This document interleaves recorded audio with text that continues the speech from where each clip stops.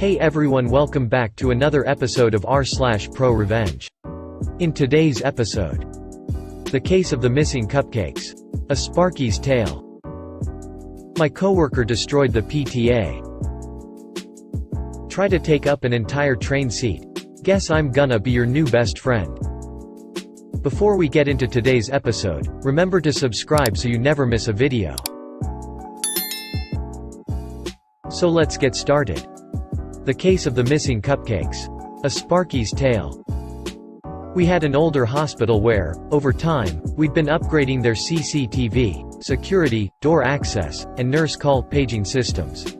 I'd been at this company for a few years, but they'd been doing all the Sparky work here for over a decade, so we knew the whole place really well.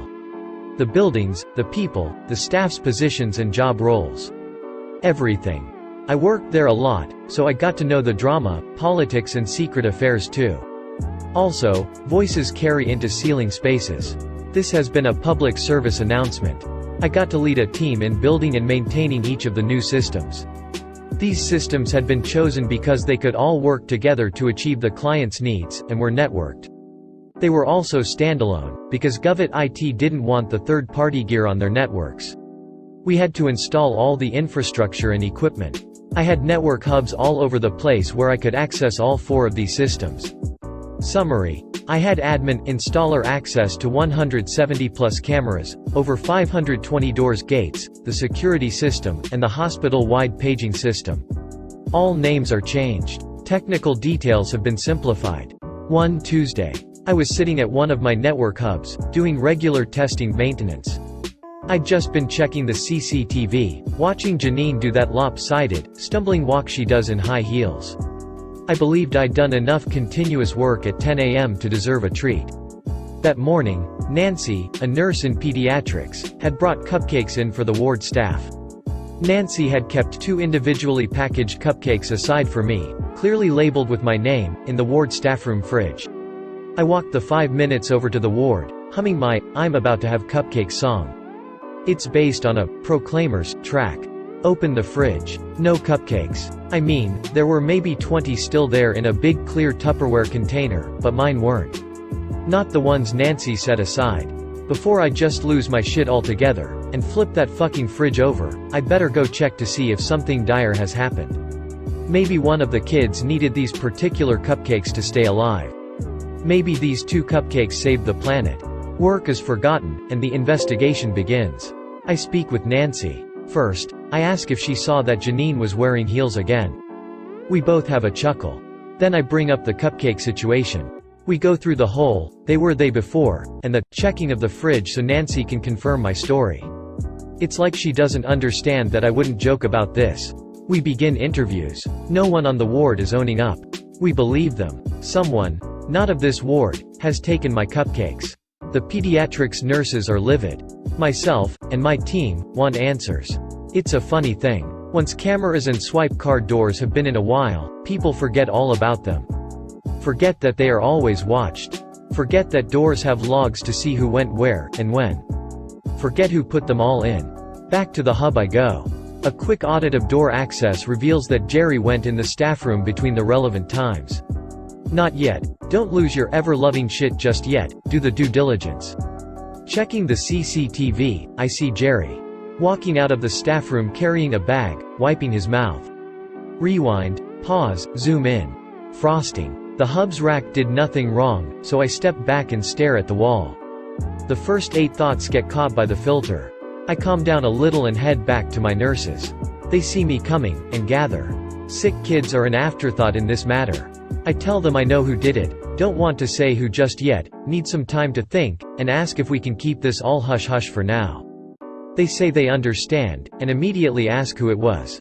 They are, after all, Govit staff. I head back to the hub to continue work, not walking 500 miles to eat cupcakes anymore. As I'm swiping my card across the reader, in that 1 second it takes the red light to turn green. A plan starts to play like a cinematic in my head. It's like my subconscious has known about this day for ages, and is now premiering its devious feature. It screens the permutations, possible flaws, ramifications. I'm not sure how long I stared at the door. Rewinding, pausing, fast-forwarding. The plan is beautiful, and I promise my brain a cupcake soon. Jerry. Jerry was a general orderly who was supposed to float around the whole hospital, helping any ward, and pretty much anyone else when they paged him. He didn't though. Jerry didn't like walking around. Jerry was lazy, and did not like patients. He used to work in the wards, but couldn't find one without close supervision, or patience, so he moved to day shift general duties. Jerry hated to be made to walk from one end of the hospital to the other. And Jerry hated the swipe cards and the electronic door locks. Some people just don't get technology. Some people just hate change and love to complain about it, while not taking the effort to learn how to work it. While responding to maintenance tickets, I'd had to listen to Jerry whinge numerous times about doors. For this, and other reasons, I did not like Jerry. Jerry knew my distinctive name, knew what I did here, saw the other 20 cupcakes, and ate mine anyway. Yeah. Time to fuck with Jerry. At the hub, I make the necessary improvements to my systems. Select a variety of well-chosen doors. Set auto-paging for different events. Create different calendars. Set some automated conditions so everything's swapped and changed around. Once I'm set up, with the program on hold, I go see Nancy. I need to give Jerry a chance to own up, even though I'm pretty sure he won't. I ask Nancy to page Jerry, so she can ask him about the cupcakes. Nancy isn't surprised it's Jerry, and is on board. The other nurses gather and ask what's happening. I tell them that Jerry is about to work off some of the belly. They aren't surprised it's Jerry either, and swear secrecy. I walk to the maintenance manager's Maint MGR office while Nancy summons Jerry. I go into Maint MGR's office grinning. All he says is, "What?" with a smile. He knows me, we've worked closely together here for a while. We're mates, and he's seen that look on my face before. I ask him to just print any maintenance tickets, generated by Jerry, for card, door, gate, pager issues, but not to action them. I'll pick them up while I'm here doing other work, and deal with them personally. When I tell him about the cupcakes and my plan, he's not only on board, he laughs so hard he has a coughing fit for about 25 seconds. I head back to check in with Nancy and find that Jerry has, ever so accommodatingly, denied all knowledge. What I'd created in my systems was a randomized, intermittent program, all focused on Jerry's card. A program that would send Jerry's pager a message to go somewhere on the other side of the complex, seemingly at random, based on Jerry swiping his card at particular doors. Or the gate to the staff car park wouldn't work. Or his card would stop working, making him go to get it revalidated. Or a siren would sound for a few seconds when he entered certain rooms. I already knew all the staff routines and areas of responsibility. The patients wouldn't be adversely impacted. And Jerry did fuck all anyway. Back at the hub, I clicked the go buttons. Week 1. By Friday afternoon, in 4 days, Jerry had raised 18 tickets. I grabbed the stack of paper from Maint MGR and went to the orderly's office to find Jerry. While I gently fanned the tickets, he listed all the weird things he'd been experiencing. He was explaining how the duty nurses were getting annoyed at his unexpected arrivals when I interrupted him to ask if he'd seen anyone take my cupcakes from the pediatrics fridge on Tuesday. The puzzled face he put on was a head shorter than mine, and about 1.3 meters away from the embroidered name on my shirt. No confession. I'd only had 50 specially selected doors active in the program these past 4 days. That Friday afternoon, at the end of week 1, I clicked the All button and added the other 470 plus doors. Week 2. By midday Wednesday there were only 6 tickets raised. I checked the system's logs and found out why. In just under 3 days, there'd been a mixture of over 85 events. Jerry didn't have time to lodge tickets. When I spoke to Jerry that Wednesday, he demanded that I do my damn job and fix this stuff, and why hadn't I done it yet? No confession, no apology.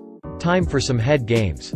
I told him I'd sort it out. When I went to check the systems that Wednesday midday, I stopped the program. On Friday morning, I turned it back on again.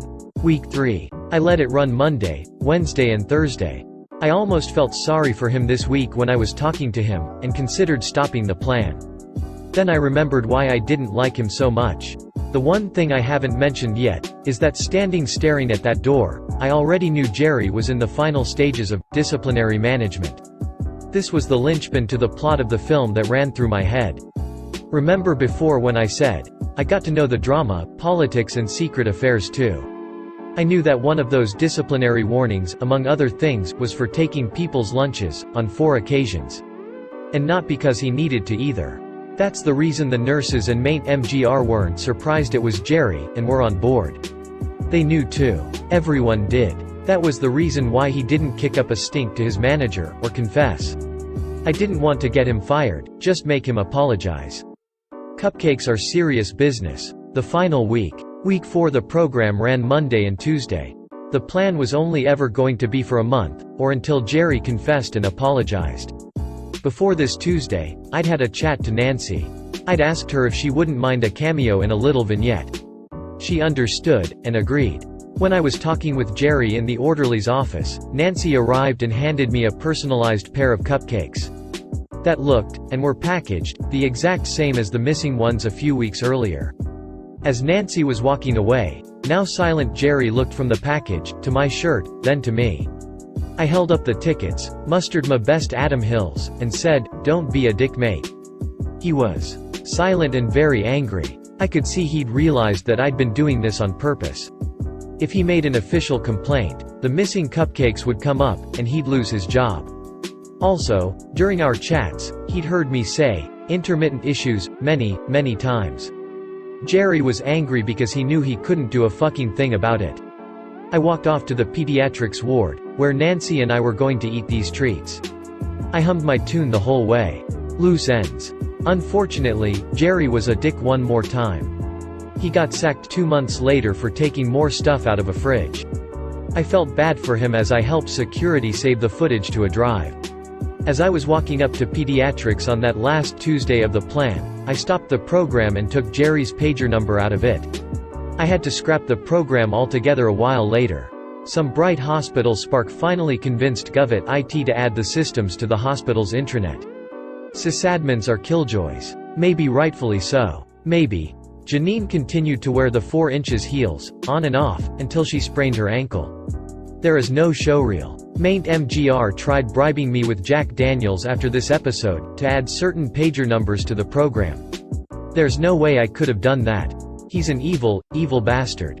We drank the Jacks as we didn't watch a non-existent showreel. Nancy totally fancied me. I mean, after all, she's only human. Nancy didn't fancy me. I just wished she did. Thank you for reading. Glossary. Tupperware is a sealable, plastic, food storage system. If you want to royally piss your wife off, use one of the big containers to drain your engine oil. Pagers, featured in Season 1 of The Wire, 2002. My favorite line of the show to quote is from Omar Little, "A man gotta have a code." Great show. Voices and ceilings, work both ways. Once, I was in an office building ceiling fitting some supporting steelwork for a thing. I cut my hand on some aircon duct strapping, and too loudly said, "Oh www, fuck it." From below someone asked, "Are you okay?" The program, in the time it ran Jerry, generated 277 mixed events. I don't know how many extra kilometers he walked. My coworker destroyed the PTA. I worked in a state senator's office with a very smart and capable mom. She was the senator's aide, but that was only for part of the year, and I'm fairly certain she didn't really have a career apart from that. But incredibly capable. This lady would always surprise me with the things she had done. Like once she casually mentioned the time she had gone to some conference in Australia to give a speech, and I was like, wait, what? My favorite thing she told me about was when she destroyed her local PTA. So in the States we have these organizations called parent-teacher associations. It's a national organization with local chapters for different schools. They exist to foster relations between parents and teachers, but usually just turn into lots of Karens making unnecessary rules, getting upset over stupid things, and generally causing problems. Usually staffed by the type of people who like to create and solve problems to justify their existence. Sort of like NWA for schools. Anyway, this lady was no Karen.